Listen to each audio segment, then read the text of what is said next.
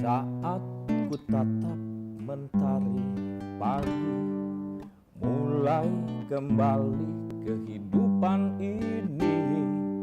Tak terasa entah berapa banyak dosa yang ku lakukan.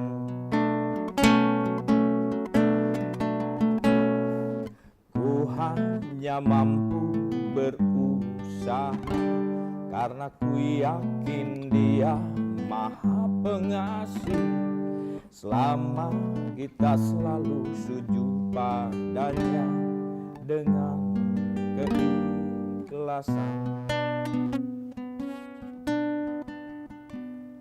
Janganlah pernah lelah untuk terus berdoa selama ampunannya belum tertuntut.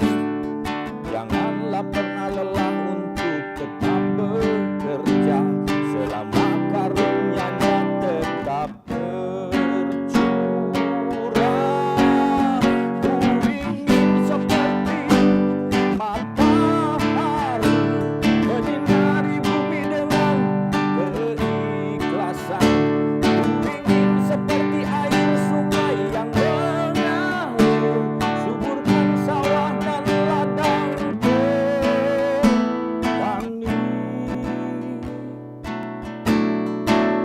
Ku ingin seperti matahari menyinari bumi dengan keikhlasan.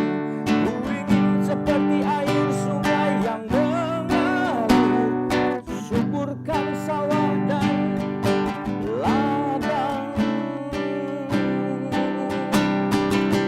Ku ingin seperti matahari menyinari bumi dengan keikhlasan.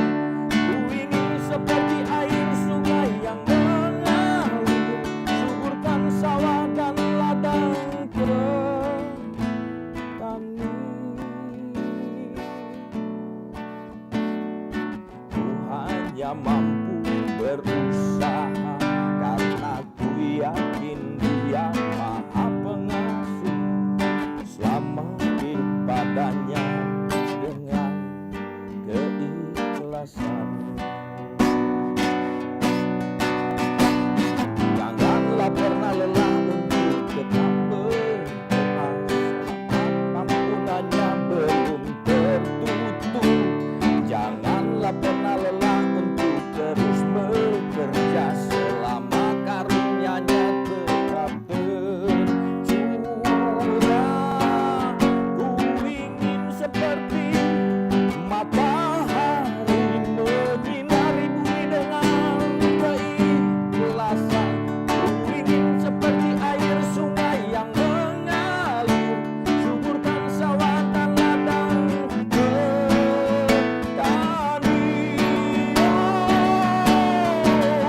Ku ingin seperti matahari menyinari bumi dengan keikhlasan.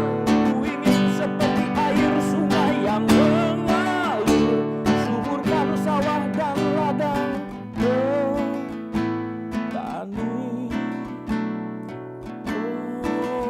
Ku ingin seperti matahari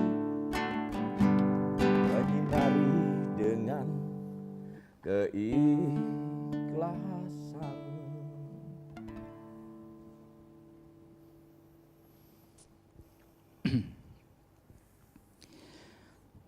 Bismillahirrahmanirrahim. Assalamualaikum warahmatullahi wabarakatuh. Subhanallah walhamdulillah wala ilaha illallah Allahu akbar wala haula wala quwata illa billahil aliyyil azim. Allahumma salli ala Muhammad wa ala ali Muhammad kama sallaita ala Ibrahim wa barik ala Muhammad wa ala ali Muhammad kama barakta ala Ibrahim innaka Hamidum Majid. Subhanaka la ilma lana illa ma 'allamtana innaka antal alimul hakim. Subhanakallahumma rabbana wa bihamdika asyhadu an la ilaha illa anta astaghfiruka wa atubu ilaih. Astaghfirullahaladzim, astaghfirullahaladzim, astaghfirullahaladzim, allazi la ilaha illa huwal hayyul qayyum wa atubu ilaih min jami'il ma'asi wa dzunub la haula wa la quwata illa billahil aliyyil adzim. Walaupun matahari terus bersinar, tidak semua orang kebagian sinarnya. Yang akan kebagian sinar matahari hanya mereka yang mau keluar dari kamarnya, yang mau keluar dari hutan belantaranya. Mereka yang membiarkan dirinya di kamar, di hutan belantara kegelapan, tentu saja matahari tidak akan pernah menjangkaunya. Demikian juga matahari ruhani. Sebetulnya dia bersinar terus, menerangi jiwa-jiwa yang mau mendapatkan cahaya. Jiwa-jiwa yang selalu bersembunyi karena dipenjarakan oleh pikiran yang terbatas, merasa benar sendiri, merasa hebat sendiri, merasa hebat di sumurnya sendiri, tentu saja tidak akan pernah mendapatkan sinar matahari. Kenapa matahari itu selalu menjadi lambang dalam spiritual? Dulu saya berburuk sangka. Saya pikir orang Jepang sepintar itu menyembah matahari. Setelah saya berdialog dengan teman sejawat dari Jepang yang diperbantukan di lembaga-lembaga riset di tanah air, ternyata saya salah. Rupanya mereka itu tidak menyembah matahari yang jasmani, tapi mereka itu menyembah sang matahari ruhani, cahaya di atas cahaya yang ada di dalam diri mereka. Itulah yang menyebabkan mereka menjadi orang-orang yang hidup berbasis spiritual. Makanya tidak heran semua negara yang hidupnya sekarang berlandaskan spiritual masyarakatnya menjadi negara-negara yang maju. Tengoklah, ada negara namanya Cina, ada negara namanya India, ada negara namanya Jepang, ada negara namanya Korea. Semua mereka leading dalam segala hal. Karena apa? Karena kecerdasan spiritual dalam dirinya, ya, terang benderang yang sudah didapat dalam dirinya itu menyebabkan mereka out of the box, melampaui kebanyakan orang. Oleh karena itu saya menjadi malu, ya, karena pernah berburuk sangka kepada mereka. Saya pikir mereka ini, ya, orang-orang yang menyembah matahari itu. Ternyata tidak. Shinto itu perlambang dari terang benderangnya sang matahari ruhani di dalam jiwa-jiwa mereka. Saya masih ingat, ya, ada seorang teman kalau habis buang air, walaupun buang air kecil, biasanya keluar dari WC selalu saja dikosok-kosok. Itu teman dari Jepang. Suatu saat saya tanya, kenapa Anda setiap keluar dari WC, setiap masuk WC, selalu saja sebelum keluar dikosoknya itu WC sampai bersih? Jawabannya sederhana. Kalau saya meninggalkan bersih untuk orang lain, setiap saya masuk WC, pasti saya akan mendapatkan bersih untuk diri saya. Tidak menggunakan ayat-ayat, tidak menggunakan hadis, tetapi mereka hanya meminta fatwa ke dalam dirinya sendiri. Mereka percaya bahwa kalau mereka itu memberikan bersih bagi orang, ternyata orang juga akan memberikan bersih bagi dia. Barangkali hukum sebab akibat ini saja yang mereka lakukan itu sudah sangat luar biasa. Tidak cerita Tuhan, tidak cerita agama, tidak cerita dalil-dalil, tetapi kehidupannya bersih. Padahal kita punya dalilnya. An-nadhofatu minal iman. Bersih itu sebagian daripada iman. Mohon maaf ya, banyak orang yang mengaku dirinya beriman tetapi hidupnya kotor. Jangankan kotor yang di luar, di dalam dirinya sendiri banyak kotoran. Makanya saya sering mengumpamakan ya, kehidupan orang-orang semacam itu seperti anak kecil. Anak kecil suatu saat pergi dari rumah. Bajunya sudah bersih, sepatunya bagus, dikasih bedak sama ibunya, bahkan dikasih wangi-wangian, bau bayi, dikasih minyak telon, dikasih kayu putih, sehingga ketika keluar dari rumah itu dalam keadaan bersih. Ternyata ini anak di luar dugaan disamper sama teman-teman yang lain, main di pematang sawah, main di kolam, main kotor-kotoran. Coba kita renungkan, kira-kira ini anak berani gak pulang ke rumah? Pasti ini anak takut pulang ke rumah. Walaupun pulang ke rumah, pasti dia tidak akan berani lewat pintu depan. Padahal tadi waktu pergi dari rumah lewat pintu depan. Pasti pulangnya lewat pintu belakang. Dan pasti sebelum ketemu ibu bapaknya, pasti dia akan mampir di kamar mandi. Setelah bersih baru mau ketemu ibu bapaknya. Ini gambaran tentang diri manusia. Makanya aneh ya, banyak manusia yang sudah tua tetapi takut menghadapi kematian. Sebetulnya ketakutan itu seperti anak kecil takut pulang ke rumah karena dia main becek-becekan. Di kantor main becek-becekan.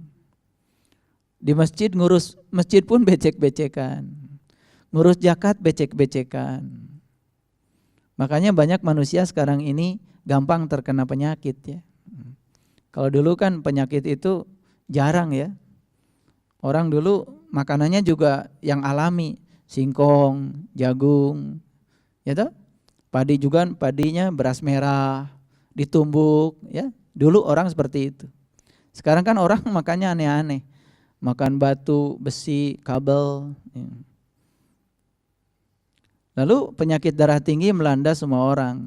Kenapa? Karena terlalu banyak makan garam. Bukan garam dari laut ya. Garam yang paling berbahaya kan garam dari keringat orang. Karena di situ ada doa ya, barangkali dari orang yang dizolimi. Lalu timbul banyak berbagai macam penyakit. Jadi kita punya banyak dalil ya, kebersihan sebagian daripada iman. Tapi habis pengajian terkadang ya membuang bekas minum saja ya itu sesuatu yang sulit ya. Jadi kalau di tempat pengajian saja kotor, bagaimana di rumah? Dan kotoran yang di luar itu gambaran betapa kotor yang di dalam. Jadi kalau kita masih punya banyak musuh di luar diri kita, itu tandanya kita belum selesai dengan diri kita di dalam. Artinya yang mengundang banyak musuh di luar itu sebetulnya musuh-musuh kita yang ada di dalam.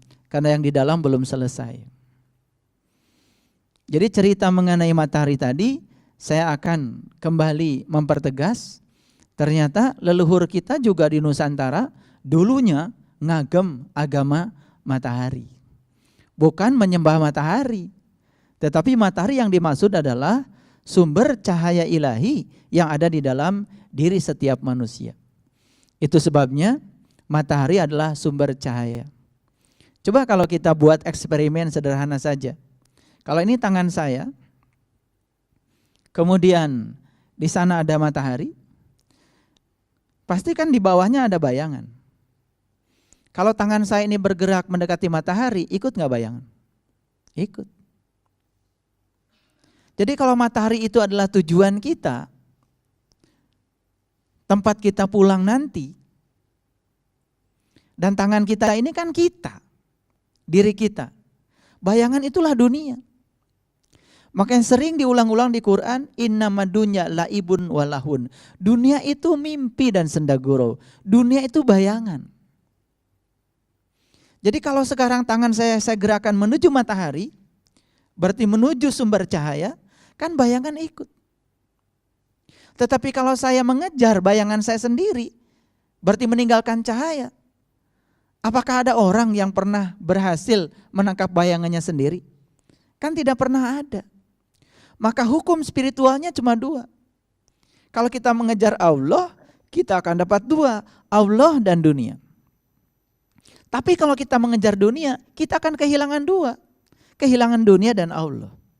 Makanya orang yang berani meninggalkan Allah hanya mengejar dunia. Lihat di akhir ayatnya. Dunia itu sudah meninggalkan dia sebelum dia meninggal. Lalu semua yang dia kumpulkan sepanjang hidup itu hilang musnah. Lalu dapat apa? Allah nggak dapat, dunia nggak dapat. Dan kalaupun berhasil mengumpulkan dunia, dunia kan nggak akan bisa. Saya punya teman cerita sama saya. Selama dia menyekolahkan anak, menghabiskan uang hampir 600 juta sampai jadi sarjana. Terus dia bilang sama saya, seandainya saya tidak menyekolahkan anak, pasti hari ini saya akan dapat punya uang 600 juta. Tapi saya bilang, jangan lupa, kalau kamu tidak punya anak yang disekolahkan, yang 600 juta itu tidak akan ada. Diadakan 600 juta memang untuk anakmu sekolah. Dan kalau itu 600 juta ditanya, ada nggak? Kan tidak ada. Waktu sekolah tuh kan nyicil. Kadang-kadang pinjam teman, kadang-kadang pinjam ke bank, kadang-kadang menggadaikan rumah. Betul nggak? Cara punya 600 juta itu tidak sekaligus. Tapi kita sering tidak percaya bahwa sesungguhnya rahmat yang Allah berikan itu di baliknya pasti ada amanat. Ada lagi saya punya teman, dia bilang sama saya, gara-gara saya operasi nih, ya, melayang uang 300 juta. Saya bilang, kamu itu gak bersyukur. Operasimu itu berhasil karena ada 300 juta. Dan 300 juta itu memang buat operasi. Dan kalau kamu tidak dioperasi, uang yang 300 juta itu gak akan ada. Kita sering menolak hukum alam. Karena kita terlalu banyak keinginan, tidak mengalir bersama keinginan Allah. Pada saat Allah menitipkan sebuah rahmat kepada kita, di belakangnya dititipkan sebuah amanah. Cuman kita sering lupa. Sering lupa. Sama seperti kita. Mau dikasih ujian yang besar. Sama Allah dikasih komunitas pengajian. Dikasih orang-orang yang kuat. Dikasih orang-orang yang sudah mengalami pengalaman yang akan kita lalui. Itu luar biasanya Allah. Begitu kita mengalami pengalaman berat itu, ternyata sudah siap guru-guru kita di samping kita. Ternyata mereka bisa membantu kita. Karena mereka sudah mengalami itu. Jadi tidak ada dalam hidup ini yang kebetulan. Setiap pertemuan pun semuanya luar biasa. Makanya di Quran surat Al-Isra ayat 80. Ada sebuah doa yang sangat indah. Rabbi adkhilni mudkhala sidqin. Wa akhrizni mudkhala sidqin. Mukhraja sidqin. Waj'ali miladunka sultanan nasyira. Barangkali ada yang pernah mengamalkan doa ini. Rabbi, ya Tuhanku, adkhilni, masukkanlah aku. Mudkhala sidqin, dengan cara masuk yang benar. Wa akhrijni mukhraja sidqin, dan keluarkanlah aku dengan cara keluar yang benar. Waj'ali, jadikanlah diriku. Apa? Miladunka sultanan nasyira. Sultan itu raja. Makanya sultan sering diartikan sebagai kekuatan. Nasir itu adalah pertolongan. Jadikanlah aku sebagai kekuatan yang bisa menolong diriku sendiri. Sekarang bagaimana kita bisa menjadi sebuah kekuatan yang bisa menolong diri kita sendiri? Jangan lupa, tidak ada yang bisa menolong kita kecuali diri kita sendiri. Tidak ada yang bisa menolong diri kita kecuali diri kita sendiri. Makanya kita minta pada Allah, masukkanlah ya Allah dengan cara yang benar. Keluarkan aku dengan cara yang benar. Dan golongkan aku menjadi orang-orang yang sanggup menolong diriku sendiri dengan kekuatanku sendiri. Makanya semua orang yang belajar pada guru disebutnya kan siswa. Disebutnya murid. Murid itu dari kata uridu. Uridu itu mereka yang berkehendak. Mereka yang punya keinginan. Maka yang tidak punya keinginan selamanya tidak akan pernah jadi murid. Dan selama tidak punya keinginan, tidak akan pernah bertemu dengan seorang guru. Bahasa lainnya adalah siswa. Saya baru sadar, ternyata siswa dari kata siswa. Siswa, si itu kan julukan. Si Pulan, si ini, si Anu, si. Swa itu artinya mandiri. Jadi siswa itu artinya seseorang yang ingin mandiri. Mandiri apanya? Mandiri jiwanya. Dia ingin bisa menjadi orang yang bisa menolong dirinya sendiri. Itu namanya siswa. Makanya seorang guru yang hebat bukan menjadikan siswanya bergantung pada dirinya. Tetapi seorang guru yang hebat justru mengizinkan siswanya lebih hebat dari gurunya. Jadi kalau ada guru tapi takut kelampaui sama siswanya, gak layak disebut guru. Seorang guru selalu memberi peluang untuk siswanya pintar lebih daripada gurunya. Guru SD saya sampai sekarang guru SD. Walaupun saya sudah sekolah kemana-mana, tapi rasa hormat kita kepada mereka tetap saja karena tidak ada mantan guru. Yang ada itu adalah guruku. Makanya kita harus jadi siswa. Siswa. Orang yang siap memandirikan dirinya sendiri. Makanya minta pada Allah, ya Allah, masukkan aku dengan cara yang benar. Dan keluarkan aku dengan cara yang benar. Aku yang di sana tuh siapa? Mana aku? Tubuh ini? No, tubuh ini dulunya mati. Baru hidup setelah dihidupi oleh sang jiwa. Kehidupan itu sesungguhnya pertemuan antara sesuatu yang tidak pernah hidup dengan sesuatu yang tidak pernah mati. Siapa yang tidak pernah hidup? Materi, tubuh. Siapa yang tidak pernah mati? Jiwa. Jadi kehidupan itu pertemuan antara sesuatu yang tidak pernah hidup dengan sesuatu yang tidak pernah mati. Jadi ketika seseorang itu mati, apanya yang mati? Kalau tubuhnya kemudian ditinggalkan oleh yang hidup, asalnya juga dulu dia tidak hidup. Jadi mati itu cuma perpisahan sebentar sebetulnya. Antara apa? Antara dia yang tidak pernah hidup dengan dia yang tidak pernah mati. Untuk ketemu lagi di saat yang berbeda.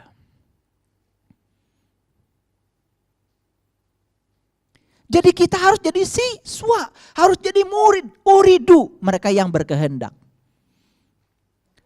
Makanya di Quran ada satu surat yang sangat luar biasa. Sering dibaca, terutama kalau ada orang sakit, orang mati. Nama suratnya surat Yasin. Yasin wal Qur'anil Hakim. Innaka laminal mursalin ala siratim mustaqim. Litundiro qaumam ma undiro aba'uhum ghafilun, dan seterusnya. Tapi coba kita maknai sebentar. Yasin, awalnya Yasin. Yang terakhir dari surat Yasin apa? Wa ilaihi turja'un. Awalnya Yasin, ujungnya wa ilaihi turja'un. Kembali kepada Allah. Asal dari Allah, kembali kepada Allah. Lalu apa itu Yasin? Belajar dari guru-guru yang sudah mencapai tingkat kebijaksanaan. Ternyata Yasin artinya wahai Sin. Wahai Sin. Kalau kita perhatikan Sin itu geriginya 3. Orang-orang yang sudah mencapai kebijaksanaan, Sin itu geriginya 3. Melambangkan apa? Melambangkan ruhku yang ditiupkan ke dalam diri kita. Makanya rohku ditiupkan ke dalam diri kita dengan cara yang baik. Masuknya roh ke dalam diri kita dengan cara yang baik. Maka keluarkanlah ya Allah rohku itu dengan cara yang baik. Diri kita yang sejati yang bernama rohku itu dulu masuk dengan cara yang baik. Ditiupkan sama dia. Jadi saat rohku keluar meninggalkan tubuh ini, mintalah kepada Allah. Dikeluarkan dengan cara yang baik. Bagaimana masuk dengan cara yang baik, keluar dengan cara yang baik? Ingat, saat rohku ditiupkan ke dalam tubuh kita, saat itu kondisi kita seperti apa? Kita berenang dalam lautan ketuban, tidak mendengar, tidak melihat, tidak bernapas, tidak bicara. Saat itu kita disebut mati, tapi dalam keadaan hidup. Itu yang disebut dengan mati sakjeroning urip. Pancer kita, jiwa kita ditemani oleh papat teman kita. Ketuban, ari-ari, darah merah, darah putih. Darah merah dalam bahasa Sangsekerta disebutnya purwadak. Darah putih disebut sina. Makanya disebut purwadaksina. Itu asal muasal kita. Makanya orang yang lupa asal muasal disebutnya poho kana purwadaksina. Makanya jangan lupa dengan asal mula kita. Waktu rohku ditiupkan ke dalam diri kita, kondisi kita seperti itu. Jadi saat ruhku nanti keluar dari tubuh ini, kondisi kita juga minta kepada Allah dalam kondisi seperti itu. Tidak mendengar, tidak melihat, tidak bernapas, tidak bicara. Berarti kita harus mengalami ulangan yang di rahim ibu, supaya saat mati kita pulang kepada Allah. Wa ilaihi turja'un. Kalau begitu siapa yang harus kita cari sekarang? Carilah sin. Cari sin. Sin itu gergi yang pertama melambangkan Nurullah. Gergi yang kedua melambangkan Nur Muhammad. Dan gergi yang ketiga melambangkan Nur Insan. Siapa sin? Mereka-mereka yang sudah mampu menyatukan Nur Insan, Nur Muhammad dan Nurullah sebagai satu-satu kesatuan. Itu yang disebut dengan tauhid. Makanya di Quran surat Al-Maidah ayat 73 Allah berfirman, laqad kafaral ladzina qalu innallaha salisu salasa. Kafirlah orang-orang yang mengatakan sesungguhnya Allah salah satu dari yang tiga. Konsepsi tentang Tuhan dalam Al-Quran selalu Nurullah, Nur Muhammad, Nur Insan. Itu yang diceritakan dalam kitab Sirrul Asror karya Syekh Abdul Qadir Zailani. Karena yang pertama kali dicipta oleh Tuhan sebelum menciptakan alam semesta adalah Nur Muhammad. Karena kecintaan pada Nur Muhammad lalu diciptakan alam semesta ini. Jadi siapa Muhammad? Itulah sin yang pertama. Karena beliaulah teladan kita yang sudah berhasil menyatukan Nurullah, Nur Muhammad, Nur Insan. Satu kesatuan dalam dirinya. Menyaksikan sejati dirinya apa adanya. Sehingga beliau bisa mengalami pengalaman rasa cinta kepada Allah. Level beliau itu sudah level mahabbatullah. Dari mana mahabbatullah dicapai? Dari awal. Awalnya apa? Ma'rifatullah. Baru musyahadatullah. Baru mukasyafatullah. Baru mahabbatullah. Itu yang namanya 4M. Jadi level pertama adalah ma'rifatullah, mengenal Allah. Level yang kedua adalah musyahadatullah, menyaksikan Allah. Suka atau tidak suka terjemahnya seperti itu. Level yang ketiga mukasyafatullah. Kasyaf itu artinya terbuka tirai. Makanya di Quran ada kata-kata fakasyafna anka gidoaka pabasarukal yaumal hadid. Pada hari ini aku bukan tirai yang menutupi pandangan wajah batinmu sehingga penglihatan menjadi amat tajam.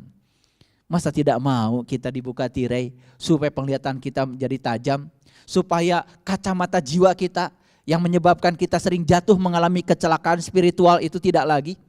Karena banyak orang yang ingin lari dari kenyataan hidup. Pada sesungguhnya yang harus dilepaskan bukan kenyataan hidup, kacamata yang melihat kehidupan kita. Jangan-jangan kita menggunakan kacamata yang buram, kacamata jiwa yang gelap gulita. Harusnya menggunakan kacamata yang tepat, yang ada cahayanya supaya melihat kehidupan bercahaya. Salatullah, salamullah ala toha rasulillah. Salatullah, salamullah ala yasin Habibillah ala Yasin Habibillah. Salatullah, salamullah, sampaikan aku padamu ya Allah, sampaikan aku pada kedamaianmu ya Allah. Ala Toha, lewat Toha, Rasulillah. Siapa Toha itu? Toha adalah Rasulillah. Toha adalah para utusan Allah yang dapat membantu kita mengantarkan kita kepada Allah.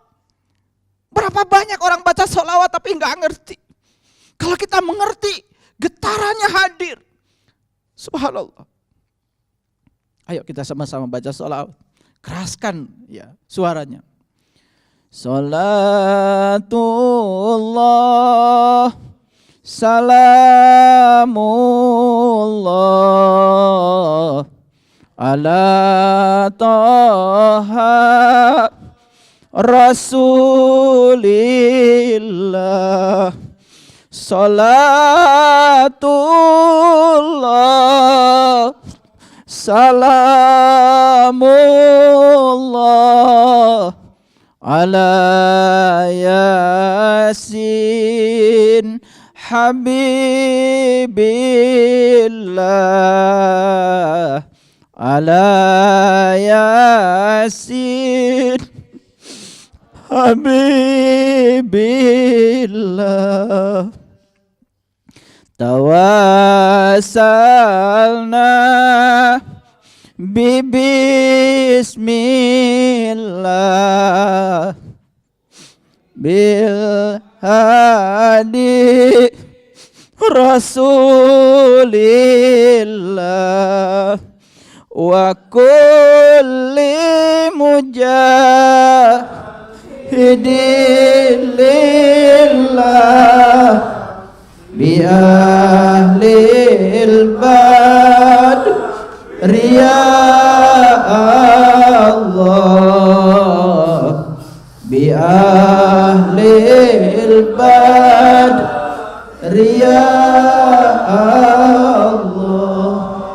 Doa yang sangat indah. Salatullah, salamullah ala Toha Rasulillah. Sampaikan aku padamu ya Allah, sampaikan aku pada kedamaianmu ya Allah. Lewat Toha. Siapa Toha? Rasulillah, para utusan Allah. Salatullah, salamullah ala Yasin, Yasin Habibillah. Siapa Yasin? Habibillah, orang yang dicintai Allah. Makanya doa Nabi Daud yang sangat indah dalam proses pencarian Tuhan dalam perjalanan beliau. Apa yang diucapkan Nabi Daud? Tuhan, tumbuhkan cintaku padamu. Tumbuhkan cintamu pada orang-orang yang telah berhasil mencintaimu. Tumbuhkan cintamu Tuhan. Tumbuhkan cintaku pada ilmu dan amal yang dapat mengantarkan aku akan cintamu. Itu doa yang sangat indah. Tumbuhkan cintaku padamu. Tumbuhkan cintaku pada orang-orang yang telah berhasil mencintaimu. Itulah Yasin. Itulah Yasin. Siapa itu?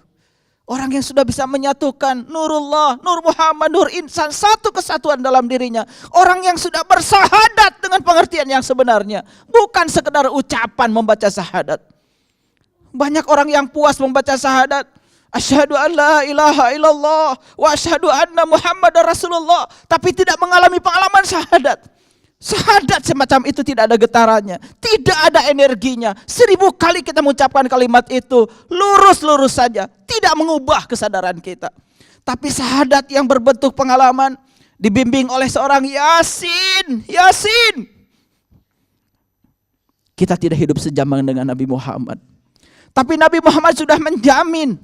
Seorang sahabat pertama bertanya pada Rasulullah, ya Rasulullah, aku hidup sejaman dengan engkau. Dan aku beruntung karena mendapatkan ilmu langsung dari tanganmu. Apa kata Rasulullah? Jauh lebih beruntung lagi umatku. Jauh lebih beruntung lagi umatku yang hidup tidak sejaman dengan aku. Tapi mereka masih dapat ilmuku dari para pewarisku. Yasin selalu ada setiap zaman. Makanya Allah menjamin dalam hadis qudsi, para waliku ada di bawah naunganku. Dan tidak ada yang menyentuh seorang wali tanpa seizinku. Karena kewalian tidak mungkin ditampakkan kepada orang yang tidak berhak untuk mendapatkannya. Dan kewalian bukan soal pakaian. Kewalian bukan soal etnis. Kewalian bukan soal bangsa.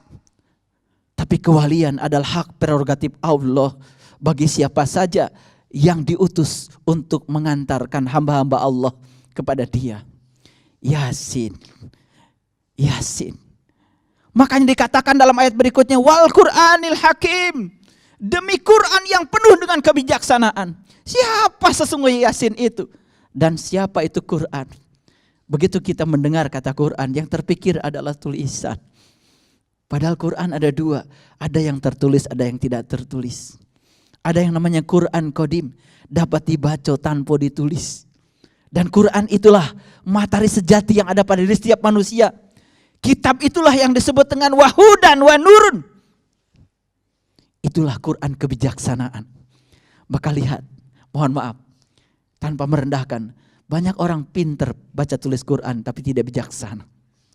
Karena kebijaksanaan tidak akan pernah lahir lewat cara itu. Kebijaksanaan hanya lahir saat orang itu bisa menyaksikan Quran sejati dalam dirinya.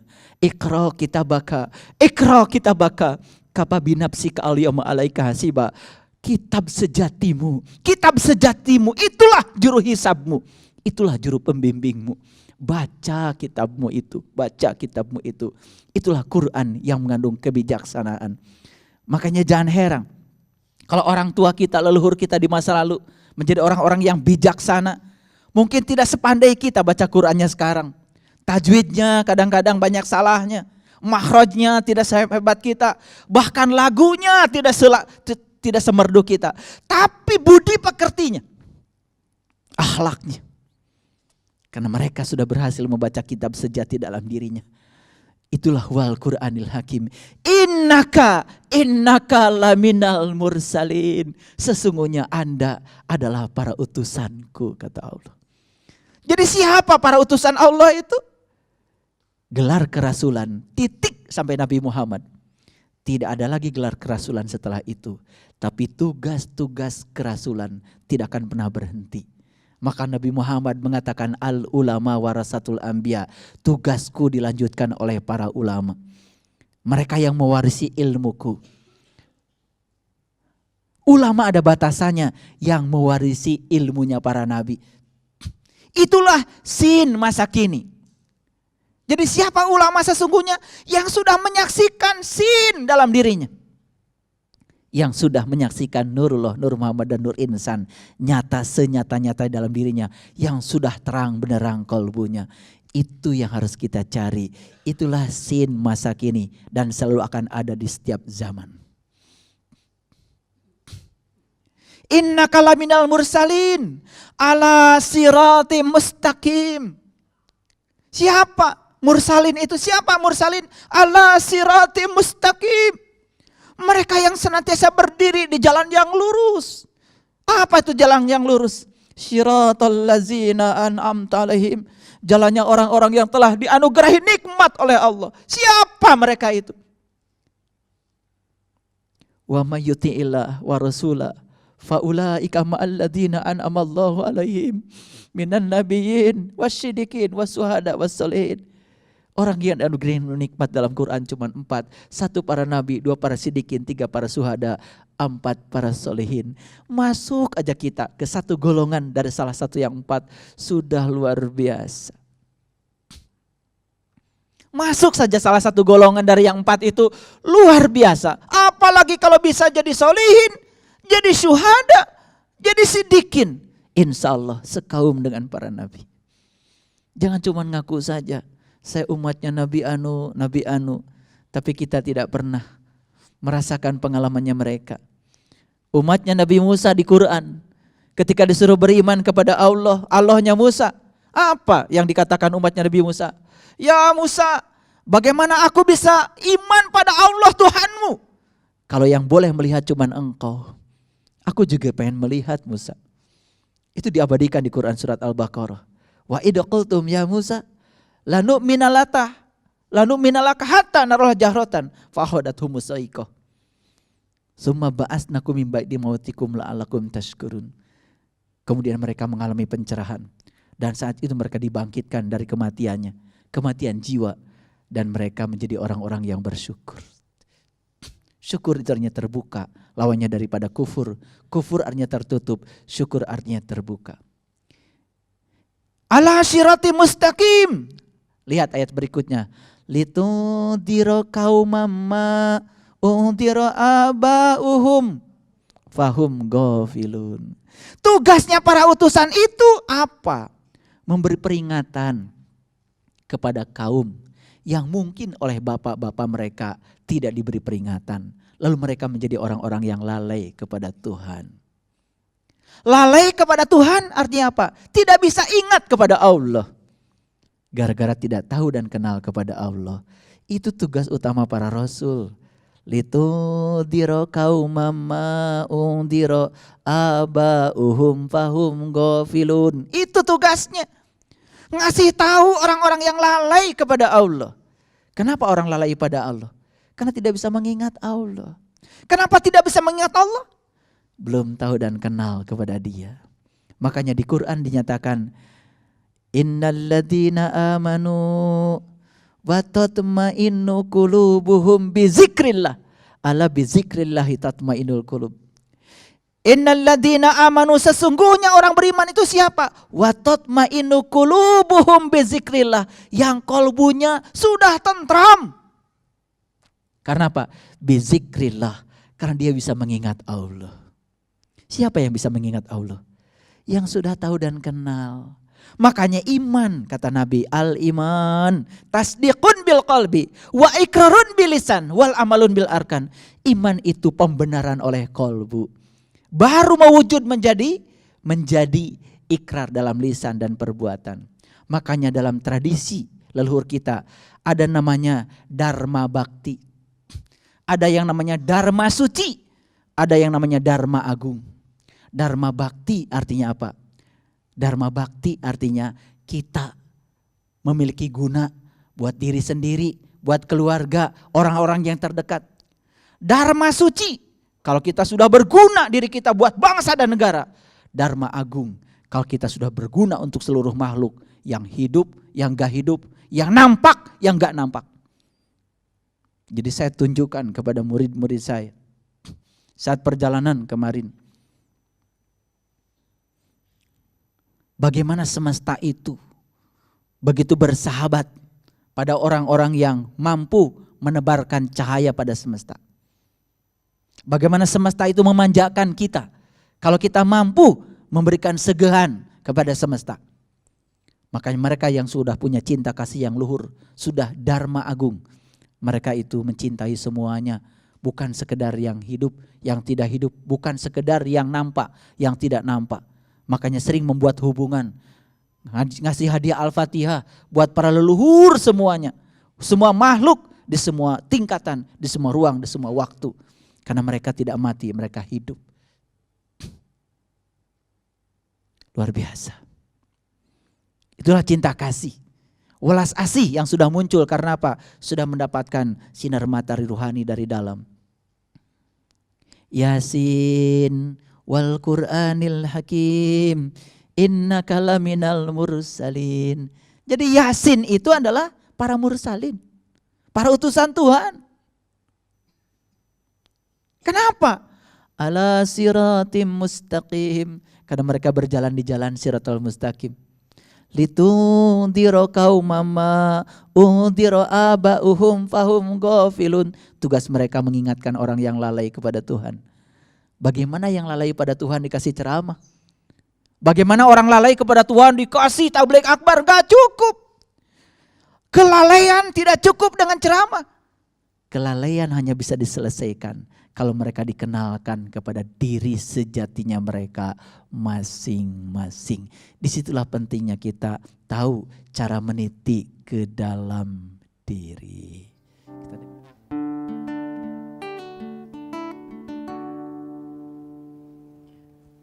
Aku berkata dengan kesadaran, aku menangis dengan kejujuran.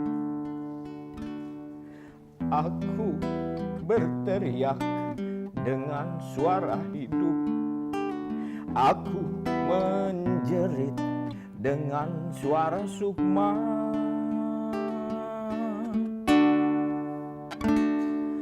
Aku berkata dengan kesadaran. Aku menangis dengan kejujuran. Aku berteriak dengan suara hidup. Aku menjerit dengan suara sukma.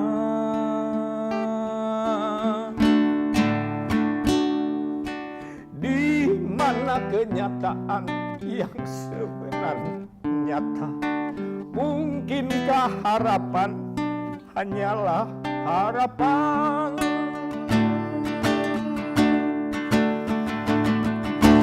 Aku tak bohong, inilah nuraniku. Aku tak pungkiri, inilah ketulusanku. Aku tak bohong, inilah nuraniku. Aku tak pungkiri, inilah ketulusanku.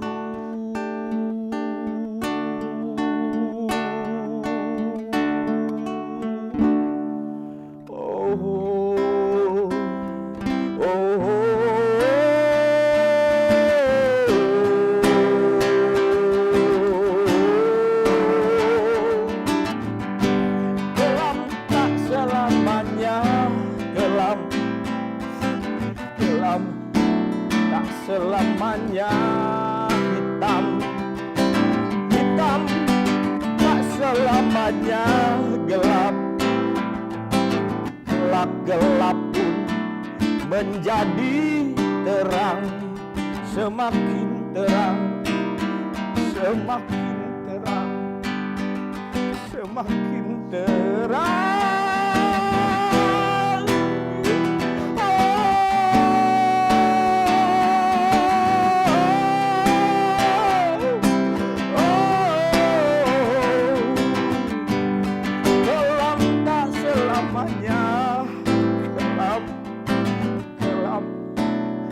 Selamanya hitam, hitam tak selamanya gelap, gelap gelap pun menjadi terang, semakin terang, semakin terang. Yasin bukan untuk pengantar orang mati. Surah Yasin untuk mengantarkan kita supaya bisa mati. Jangan nunggu dibacakan surah Yasin saat kita mati.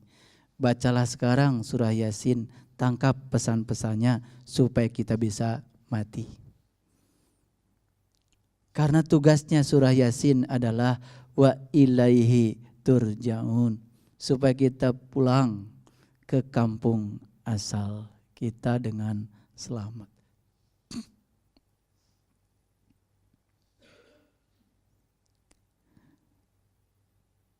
Itulah pesan surah Yasin. Itu pesan sholawat. Jadi sholawat itu adalah jeritan batin kepada Tuhan, kepada Allah. Kerinduan sang jiwa kepada sang maha jiwa. Diwujudkan dengan kerinduan kepada siapa? Kepada orang-orang yang bisa mengantarkan kita supaya menemukan sang maha jiwa. Sedikit sekali orang yang sadar bahwa sesungguhnya kita harus mencari sin itu. Supaya kita bisa mengetahui sosok diri kita yang sesungguhnya, diri sejati kita. Itulah pesan yang disampaikan surah Yasin. Yasin adalah pembuka iman. Itu sebabnya di dalam Al-Quran Allah menyatakan, yarfa'illahul ladzina amanu minkum wallazina utul ilma darajah. Allah menyatakan, aku akan angkat, yarfa'illah, aku akan angkat dengan diriku sendiri. Siapa? Orang-orang yang beriman. Walladzina utul ilma darajah, dan orang-orang yang berilmu beberapa derajat. Janji Allah, hanya 2 yang akan diangkat derajatnya oleh Allah, yang beriman dan yang berilmu. Bukan orang yang mengaku beriman. Karena iman itu ada cirinya. Mengaku beriman boleh. Di Quran dikatakan wa minan nasi may yaqulu amanna billah wa bil yaumil akhir wa ma hum bimumin. Mereka mengaku beriman kepada Allah dan orang-orang yang itu mengaku juga beriman kepada akhirat. Wa ma hum bimuminin. Sesungguhnya mereka bukan orang-orang yang beriman. Yukhadi'unallaha walladzina amanu. Mereka hendak menipu orang-orang yang beriman sebenarnya. Wa ma yakhda'una illa anfusahum wa ma yash'urun. Sesungguhnya mereka tuh menipu dirinya sendiri, cuman mereka tidak sadar. Makanya lihat, fi qulubihim maradun fazadahumullahu marada. Dalam kalbu mereka ada penyakit dan akan ditambah penyakitnya. Siapa yang menambah penyakit? Dirinya sendiri. Karena apa? Mengaku beriman itu sungguh sangat mudah. Tetapi menjadi orang yang beriman sesungguhnya tidak semudah itu. Kita lihat perjalanan Nabi Musa. Dalam Quran surat Al-A'raf ayat 143, saya ulang-ulang di setiap pencerahan saya. Nabi Musa saat itu berteriak kepada Allah, ya Allah Tuhanku, nampakkanlah diri Engkau kepadaku agar aku dapat melihatmu. Apa kata Allah? Musa, kamu tidak akan sanggup melihatku dengan matamu yang itu. Tapi lihatlah ke puncak kesadaranmu, lihatlah ke gunungmu, lihat ke dalam. Seperti yang sudah aku ajarkan pada Muhammad Rasulku. Dia bertemu dengan aku di Sidratil Muntaha, di puncak kesadaran. Bukan di sebuah ruang yang terkungkung oleh waktu. Ruang yang terkungkung oleh waktu, bukan. Karena setiap ruang dan waktu yang mengkungkung, pasti yang dikungkung adalah materi. Pertemuan denganku bukan di sebuah ruang. Karena aku tidak terjebak oleh ruang dan waktu. Walaqad ra'ahu nazlatan ukhra. Bahkan kamu bisa melihat dan menyaksikanku kapan saja kamu mau. Indah Sidratil Muntaha, asal melihatnya di puncak kesadaran. Di puncak kesadaran. Indah Jannatul Ma'wa, di situ ada taman surga. Idyaksa Sidrati Mayaksa, saat puncak kesadaranmu ditutup. Saat puncak kesadaranmu ditutup. Makanya selama kita masih berisik, melihat keluar, menolak perbedaan, ngerecokin orang lain, usil sana, usil sini, menjas sana, menjas sini, alergi terhadap perbedaan. Selama itu pula Sidratil Muntaha tidak akan pernah menjadi milik kita. Karena Sidratil Muntaha itu harus ditutup oleh sesuatu yang menutupinya. Tutup rapat, pandang ke dalam dirimu. Berhenti menjas orang lain. Apa lanjutan ayat itu? Kamu tidak akan sanggup melihatku Musa. Tapi lihatlah ke puncak kesadaranmu.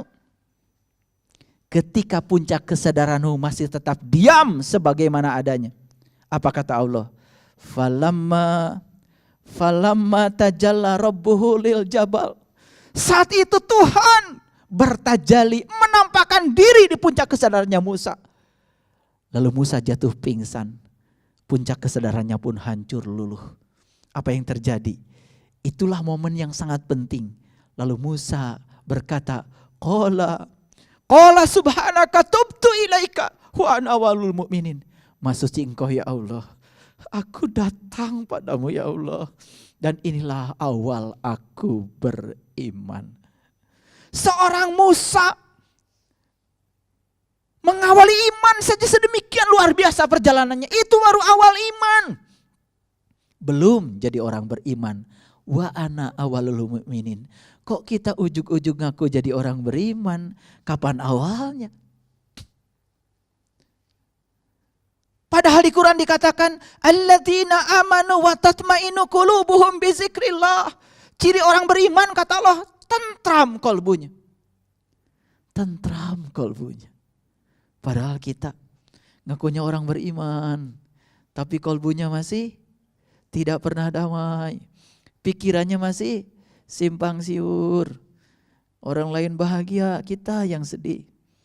Orang lain punya TV baru, kita yang merana di kamar sendirian. Orang lain punya mobil baru, jalan-jalan, kita yang mendoakan orang lain supaya enggak. Aneh. Tidak punya rasa kemanusiaan, tidak suka orang lain bahagia, tapi ngakunya orang beriman. Kan aneh. Seorang Musa saja tidak mengatakan aku sudah beriman setelah melewati fase itu. Baru wa ana awalul mu'minin. Nabi Ibrahim juga begitu. Saat Nabi Ibrahim menyatakan inna sholati wa nusuki wa mahyaya wa mamati lillahi rabbil alamin la syarikalah wa bizalika umirtu wa ana awalul muslimin. Sudah menyatakan hidupku, matiku, ibadahku, sholatku semua untukmu ya Allah. Sudah selevel itu, tidak berani menyatakan diri muslim. Nabi Ibrahim cuma mengatakan wa ana awalul muslimun. Inilah awal aku menjadi seorang muslim. Keren banget. Pelajaran yang diajarkan para leluhur kita. Begitu tawadu dan rendah hati. Kita mohon maaf. Ujug-ujug ngaku aja jadi orang beriman. Kapan mulai terbuka penglihatan kolbumu kepada Tuhanmu? Sudah tahukah diri sejatimu? Sedangkan di Quran dikatakan qad aflahal mu'minun alladzina hum fi sholatihim khashi'un. Ciri orang beriman kata Allah, salatnya khusyuk. Salatnya ingat kepada Allah. Kalau orang beriman itu salatnya khusyuk dan ingat kepada Allah, berarti orang yang salatnya enggak khusyuk dan enggak ingat kepada Allah kan tidak layak mengaku sebagai orang yang beriman. Kata siapa? Kata Allah dalam Al-Quran.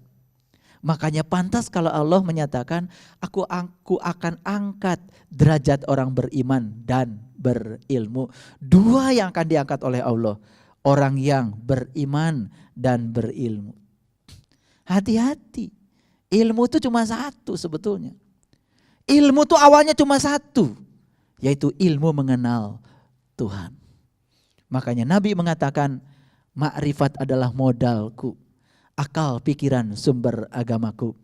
Kalau akal pikiran ini menjadi sumber agama, kalau sudah diterangi oleh cahaya ma'rifatullah, makanya kuncinya adalah ma'rifatullah. Naik kelas musyahadatullah, naik kelas mukasyafatullah, baru tingkatan terakhir namanya mahabbatullah. Itu urutannya sudah semacam itu yang diajarkan para leluhur kita. Judulnya juga 4M. Keren banget sebetulnya kalau kita sadar. Jadi orang beriman itu siapa? Orang yang sudah tentram kolbunya. Siapa orang yang sudah tentram? Cirinya apa? Mereka yang sudah tentram di dalam pasti tentram di luar. Mereka yang sudah menemukan keindahan di dalam pasti dia akan menemukan keindahan di luar. Ciri orang yang beriman. Tidak ada yang dilihat di luar yang tidak indah. Tidak ada yang dilihat di luar yang tidak suci. Tidak ada lagi penderitaan. Tidak ada yang menderitakan. Semua adalah berkah spiritual. Kenapa? Karena pikiran sudah stabil. Itu sebabnya tugas agama yang paling utama adalah menstabilkan pikiran. Bagi pikiran yang sudah stabil, lingkungan yang tidak stabil pun menstabilkan dia. Yang sudah stabil. Tapi pikiran yang belum stabil, lingkungan tidak stabil, memperosokkan dia semakin tidak stabil. Jadi oleh karena itu, tidak ada lagi bencana, semua adalah berkah. Makanya kita diajarkan ajaran namanya eling lan waspada. Kapan kita harus eling? Saat kita dapat yang disebut bencana. Kapan kita harus waspada? Saat kita mendapatkan sesuatu yang disebut dengan berkah. Musibah dan berkah itu judul yang kita berikan, bukan dari Allah. Saya masih ingat. Saat Gunung Galunggung meletus, semua orang ditanya di Tasik, apa ini? Musibah Pak. Tapi saat ngambil pasir sekarang, apa ini? Berkah Pak. Kata Allah, lu dulu bilang musibah. Sekarang lu bilang berkah. Jadi siapa yang ngasih judul musibah dan berkah? Kita sendiri. Saat kepentingan kita terampas, kita sebut musibah. Saat kepentingan kita terpenuhi, kita sebut berkah. Ingat, di balik musibah selalu ada berkah. Di balik meletusnya Gunung Galunggung, Gunung Sinabung, Gunung Agung, sebetulnya Allah hendak memberikan berkah. Kenapa? Pasca meletusnya Gunung Galunggung di Tasik, luar biasa. Tanah-tanah jadi subur, sawah-sawah jadi subur. Para petani yang asalnya panen padi, sekarang panen pasir, pasir beton untuk bikin jalan tol. Kan luar biasa. Kaya raya yang gak punya mobil, jadi punya mobil. Kan di balik musibah ada berkah. Makanya harus waspada di balik musibah, harus eling karena di balik musibah ada berkah. Waspada saat dapat berkah. Karena apa? Di balik berkah juga ada musibah kalau tidak waspada. Kenapa? Saking berlimpahnya harta, anak minta uang 1 juta kasih, 10 juta kasih, 100 juta kasih. Padahal anak tidak butuh uang sebanyak itu. Lalu sama dia karena terlalu banyak beli makanan kan terlalu kenyang. Akhirnya dia beli yang tidak kenyang tapi mahal. Namanya narkoba. Awalnya berkah, duit berlimpah, tapi kelamaan kalau tidak waspada, itu uang jadi musibah. Hati-hati, saat kita punya berkah yang berlimpah, ujung perjalanan berkah kalau tidak waspada jadi musibah. Kenapa? Musibah yang paling berbahaya, ini saya kasih tahu. Kita punya simpanan uang banyak, harta yang banyak. Kan kalau punya simpanan biasanya senang. Kesenangan kita melekat. Musibahnya apa?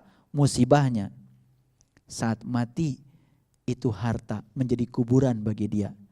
Karena saat mati datang dia melekat pada yang dia inginkan. Dipanggil sama Allah, tidak mau melepaskan diri pada ikatannya. Itu berkah yang jadi musibah. Itu sebabnya banyak orang yang mengira mengumpulkan terus menerus yang akan dia tinggalkan itu berkah. Yes, yang tahu ilmunya. Saya tidak melarang orang untuk kaya, yang penting jangan melekat pada kekayaan. Tetapi saat kita melekat pada kekayaan, yang terjadi ujung perjalanan kekayaan kita jadi musibah. Saat kita dipanggil pulang oleh Allah, gak mau pulang. Akibatnya apa? Jiwa ini tinggal dikubur oleh dunia kita sendiri. Itu sebabnya pertanyaan man robuka bukan dikubur yang tanah, di kuburan yang ini. Karena sekarang kita akan bertanya, siapa saya? Siapa jadi diri saya? Siapa Tuhan saya? Kan kita bertanya terus dari dalam. Karena apa? Kita sekarang sedang dalam kuburan. Jiwa kita sedang terkubur di tubuh ini. Mumpung terkubur di tubuh ini, segera jawab pertanyaan marubuka sekarang. Jangan nunggu setelah dikubur di sana. Kalau sudah dikubur di sana sudah berpisah roh dengan jasad. Bagaimana mungkin jasad bisa menjawab? Siksaan kubur yang paling dahsyat juga sebetulnya sudah terjadi sekarang. Bagi yang tidak tahu ilmunya, kan tubuh ini menjadi siksaan. Saat punya keinginan, dapat melekat pada keinginan kan menyiksa. Apalagi saat punya keinginan yang diinginkan tidak dapat, semakin menyiksa. Jadi banyak orang yang disiksa oleh dirinya sendiri. Di mana? Di sini sekarang siapa yang disiksa? Yang disiksa jiwanya. Makanya ada cerita bagus. Ada seekor katak tinggal di sumur. Namanya katak tinggal di sumur, dia kemudian memproklamirkan diri. Karena apa? Dunia itu bagi katak ya sumur itu. Kebetulan dia TK di sumur itu, SD di sumur itu, SMP di sumur itu, SMA di sumur itu, S1, S2, S3 selesai di situ. Bahkan dapat guru besar pun di sumur itu. Lalu dia di setiap seminar, di sumur itu seminarnya juga. Dia selalu bilang, dunia itu adalah sumur ini. Dia tidak tahu kalau di luar sana ada dunia lain. Ternyata dari sekian banyak yang hadir di seminar katak, itu ada burung bangau. Kata burung bangau, kasihan ini katak. Dia mengambil kesimpulan yang salah. Dikiranya dunia ya sumur ini. Akhirnya peserta seminar yang aneh ini, si burung bangau menemui si pembicara ini. Si guru besar sumur itu. Ya namanya katak. Terjadi dialog. Kata burung bangau, etak. Sebetulnya dunia itu tidak seperti yang kau bayangkan. Sayang sekali kamu tinggal di sini selamanya. Belum pernah keluar. Lalu kesimpulanmu salah. Sudah salah diajarkan lagi pada umatmu. Sama-sama katak. Untung aku ikut seminar di sini. Apa kata burung bangau? Saya cuma kasihan aja sama kamu. Dunia yang kamu simpulkan itu salah. Oh, apa kata katak? Kalau gitu gimana caranya supaya saya tahu dunia yang sebenarnya? Ayo kamu naik di punggungku. Dengan malu-malu guru besar katak. Tapi lulusan sumur itu. Kan banyak yang kayak gitu. Membatasi diri karena sudah punya atribut. Makanya banyak orang yang berlindung ya kelemahan di balik atribut yang ada pada namanya. Makanya orang-orang yang senang mencantumkan atribut di namanya biasanya orang yang tidak percaya pada dirinya sendiri.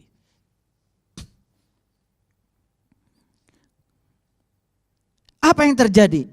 Akhirnya si katak naik di punggungnya bangau. Terbang. Pakai apa terbangnya? Pakai sayap. Karena bangau kan punya sayap. Nanti cerita di Quran, cerita tentang bangau terbang tuh ada ayatnya. Begitu pas di bibir sumur, katak berteriak, wah ini rupanya dunia. Ternyata ada mataharinya ya, ada gunungnya ya, ada pohonnya ya. Sambil berbisik sama harimau, sama burung bangau. Apa kata katak? Tolong saya, jangan dikembalikan lagi. Orang baru belajar agama, kulitnya saja kan biasanya merasa yang paling tahu. Nyalah-nyalahin orang. Belajar matematika baru kulitnya saja, kan sama seperti yang paling tahu. Begitu saya dulu kuliah S1. Kuliah pertama saat kuliah itu adalah kuliah listrik. Dosen saya saat itu datang ke kelas, bawa alat-alat listrik. Nulis di papan tulis, pertanyaan gini, apakah listrik itu? Kuliahnya 4 SKS, 200 menit. Setelah itu dosennya, silahkan kalian diskusi. Dosennya ngilang, pergi. Saya cari berita sebelum dosen itu masuk, siapa sih dosen itu? Ternyata dosen itu ahli listrik paling terkemuka di universitas. Ngajar listriknya sudah hampir 40 tahun. Jadi masuk dosen itu, cuman tulis, apakah listrik itu? Pergi.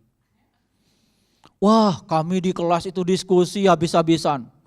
Habis gitu kemudian seminar ke depan satu orang 200 menit. Begitu sudah selesai, dosen itu baru berdiri. Sudah kalian puas cerita listrik? Sudah Pak, Bapak dengar tadi kan? Kalian tuh luar biasa. Saya 40 tahun ngajar listrik, sampai sekarang saya nggak tahu listrik itu apa. Malu kita, itu penyakit kulit. Sama seperti penemu elektron, ketika ditanya dalam sebuah seminar, Anda hebat, Anda sudah menemukan elektron yang tidak ditemukan oleh banyak orang. Anda yang paling hebat. Gara-gara elektron ditemukan sinar katoda, ditemukan yang lain-lain. Mengalami revolusi yang luar biasa dalam dunia fisika. Apa kata dia? Sampai sekarang saya juga tidak tahu kenapa saya dapat hadiah Nobel. Terus sampai sekarang saya juga nggak tahu elektron itu apa. Penemu elektron nggak tahu elektron. Makanya kan orang tiba-tiba, saya sudah kenal dan tahu kepada Tuhan. Lalu Tuhan dijelaskan sama dia. Kalau Tuhan masih dijelaskan, yang dijelaskan pasti bukan Tuhan. Itu persepsi dia terhadap Tuhan. Makanya ujung perjalanan kita belajar menjadi tidak tahu apa-apa. Tidak bisa apa-apa. Tidak punya apa-apa. Bahkan kita pun bukan siapa-siapa. Disitulah kekosongan. Makanya begitu kosong Allah berfirman, Nun wal qalami wa ma yasturun. Nun wal qalami wa ma yasturun. Nun. Panjang nunnya. Mad arili sukun. Panjang. Nun. Nun adalah nurullah. Panjang, abadi, tidak ada hentinya. Begitu kalian sudah menemukan nun yang panjang, yang abadi itu apa? Wal qalami wa ma yasturun. Demi pena, dan yang akan menggunakan pena. Pensil harganya 3.000 perak. Geletakin saja di situ.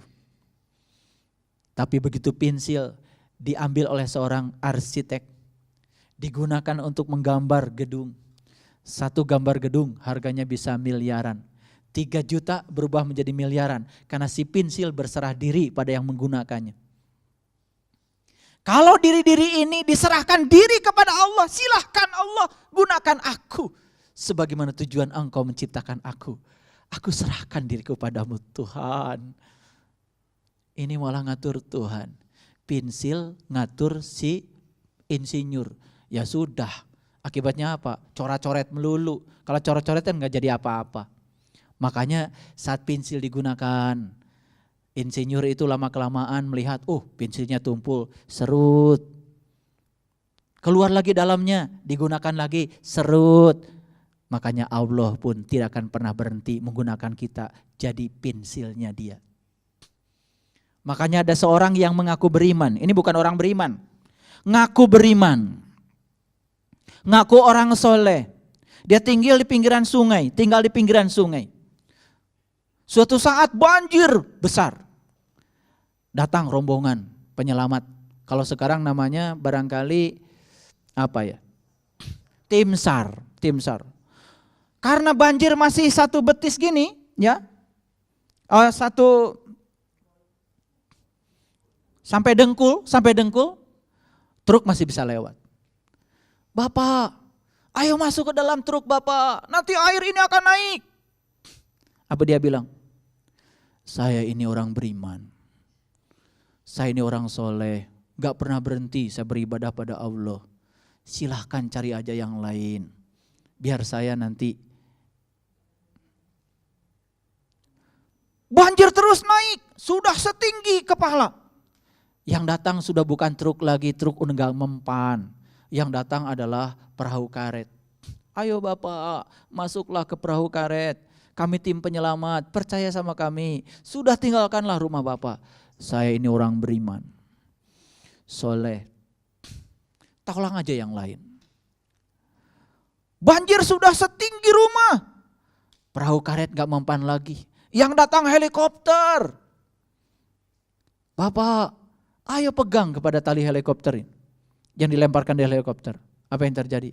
Saya orang beriman. Selamatkan saja yang lain. Ternyata dia tenggelam. Saat tenggelam, mati. Saat mati, dia protes sama Allah. Gak tahu apa protesnya, ngajak teman-temannya apa enggak. Biasa suka ngajak teman biasanya. Protes akhirnya, apa protesnya? Tuhan, kurang apa? Saya iman sama kamu, saya juga selalu menyembahmu. Habis seluruh waktuku untuk sholat sunat, bahkan seluruh waktuku habis untuk berdoa padamu. Tapi kenapa engkau tidak selamatkan aku? Apa kata Tuhan? Aku mendengar doa-doamu. Aku sudah kirim truk, kamu tolak. Aku sudah kirim perahu karet, kamu tolak. Aku sudah kirim helikopter pun kamu tolak. Itu pertolonganku. Yadullah fawqa aydihim. Tangan Allah sudah dititipkan pada tangannya manusia. Tapi kamu tidak mengerti.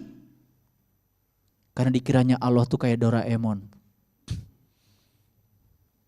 Jadi kita sering tidak percaya bahwa sesungguhnya segala peristiwa yang hadir dalam kehidupan kita itu bimbingan dari Allah. Jawaban atas doa-doa kita. Ibu-ibu dulu masih muda, kan minta sama Allah, ya Allah jadikanlah saya orang yang paling sabar. Wanita solehah. Kata Allah, yes aku kabulkan. Lalu dijodohkanlah dengan pasangan yang tidak sabar. Kata Allah, doamu sudah aku dengar. Sekarang aku kabulkan, aku pasangkan kamu dengan pasangan yang tidak sabar. Lewat dia kamu akan dibentuk menjadi orang yang sabar. Tapi kemudian berontak protes sama Allah. Ya Allah, kenapa suami saya gini amat Tuhan? Kata Tuhan, bukankah itu permohonanmu? Hei wanita soleh, Jadi kita tidak pernah mengerti mekanisme Allah mengabulkan doa. Dikiranya cara Allah mengabulkan doa kayak Doraemon. Sekali minta sabar langsung sabar gitu. Tidak, semua ada prosesnya. Minta disembuhkan dari sakit pun semua ada prosesnya. Sama Allah kita dipertemukan dengan dokter.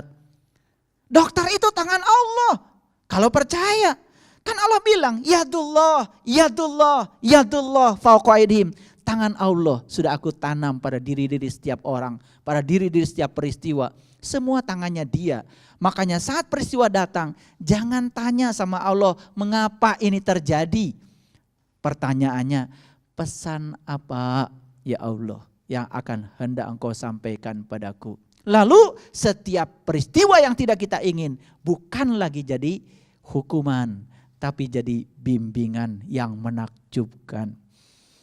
Makanya kita sudah sadar sekarang setiap peristiwa yang tidak kita inginkan sebetulnya guru-guru kita yang sedang menyamar, cuman kita tidak tahu. Karena guru harus selalu pakai jubah, pakai peci, baru percaya. Padahal guru yang sesungguhnya adalah peristiwa dalam kehidupan. Bahkan saya pun tidak layak untuk dijadikan guru. Karena guru Bapak Ibu adalah peristiwa dan pengalaman Bapak Ibu sendiri. Bapak Ibu tidak akan pernah bisa sabar di ruangan ini. Karena di ruangan ini semua juga kelihatan seperti orang sabar. Di ruangan ini semua kelihatan seperti orang soleh. Pada diam dengarkan ngaji. Nanti kelihatan aslinya setelah nyampe di rumah. Atau ketika mulai jalan. Begitu macet marah-marah. Kan kelihatan di situ. Betul enggak? Iya. Begitu sandal keluaran terbaru baru beli kemarin. Keinjak marah, kan kelihatan di situ, ya, gitu. Itu baru di tempat ngaji sudah marah-marah. Gimana udah nyampe rumah? Makanya banyak yang membuang waktu di tempat pengajian hanya untuk mencari pahala hayalan. Kali aja entar, kali aja entar. Padahal pahala yang sebenarnya adalah perubahan perilaku kita sendiri yang kita bisa rasakan dalam kehidupan kita sekarang. Kalau habis ngaji berubah, itu jadi pahala bagi diri sendiri, pahala bagi anak-anak, pahala bagi suami. Aduh istriku setelah ngaji ternyata sabarnya meningkat. Kan pahala. Pahala itu harus dinikmati sekarang bukan nanti. Yang nanti urusan nanti.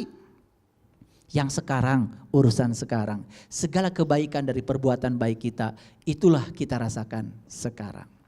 Yasin, Yasin, Yasin. Itulah Habibillah. Orang yang sudah berhasil mencintai Allah.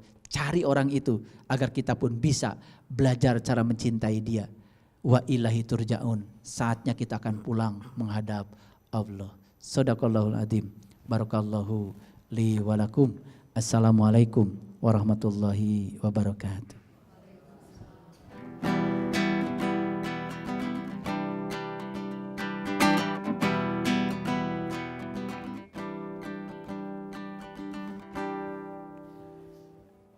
Tidak mudah jalan yang ditempuh, penuh bebatuan dan karang terjal. Namun harus kulakukan untuk mendapatkan cinta kasih-Nya. Haruslah aku berharap untuk mewujudkan cahaya surgawi.